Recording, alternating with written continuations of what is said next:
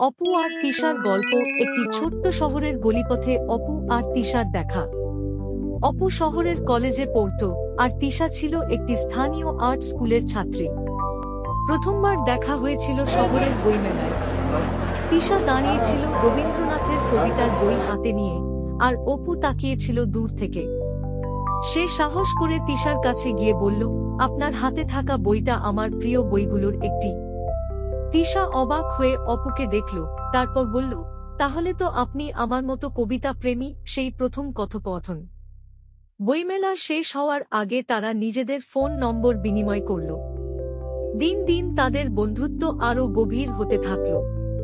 তিশা আর অপু কথা বলতো কবিতা, গান আর জীবনের ছোট ছোট আনন্দ নিয়ে। অপু ছিল স্বপ্নবাজ, সে চেয়েছিল একজন লেখক হতে। আর তিশা চাইতো একজন চিত্রশিল্পী হয়ে নিজের পৃথিবী রঙিন করতে। এক সন্ধ্যায় যখন আকাশের রং লালচে কমলা হয়ে গিয়েছিল, অপু তিশাকে নিয়ে শহরের ছোট্ট এক কফি শপে বসেছিল। কফির মগ হাতে নিয়ে অপু তিশাকে বলল, তোমার মনে হয় দুজন শিল্পী একসঙ্গে থাকতে পারবে? আমি গল্প লিখব, তুমি আঁকবে। একদিন আমাদের স্বপ্নগুলো এক হয়ে যাবে। তিশা মৃদু হেসে বলল, শিল্প তো মনের গভীরতার প্রকাশ। যদি আমাদের মনের গভীরতা একসঙ্গে মেলে, তবে অবশ্যই পারব। তাদের সম্পর্কের দিনগুলো ছিল সুখ দুঃখে ভরা। মাঝে মাঝে তিশার চিত্রকর্ম বিক্রি না হলে সে হতাশ হয়ে পড়ত। আর অপু যখন তার গল্প প্রকাশকের কাছে পাঠিয়ে প্রত্যাখ্যাত হতো, তখন তিশা তাকে সাহস দিত। তারা একে অপরের স্বপ্ন পূরণের জন্য লড়াই করত। একদিন শহরের এক প্রদর্শনীতে তিশার আঁকা ছবিগুলো জায়গা পেল। আর অপু সেই ছবিগুলোর গল্প লিখে প্রদর্শনীতে উপস্থাপন করল।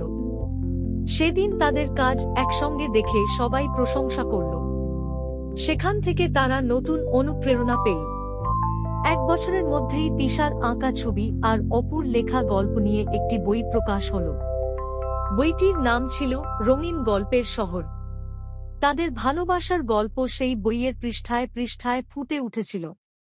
তিশা আর অপু বুঝতে পেরেছিল, তাদের ভালোবাসা শুধু হৃদয়ের নয়, এটি স্বপ্ন, বিশ্বাস আর পারস্পরিক সহানুভূতির মিশ্রণ। তারা একসঙ্গে তাদের স্বপ্ন পূরণের পথ তৈরি করেছিল, আর সেটাই তাদের জীবনের সবচেয়ে বড় অর্জন। তাদের গল্প প্রমাণ করে, যদি মনের গভীরে বিশ্বাস থাকে আর একে অপরকে সমর্থন করা যায়, তবে ভালোবাসা শুধু হৃদয়ের নয়, এটি জীবনের সবকিছুর সঙ্গে জুড়ে যায়।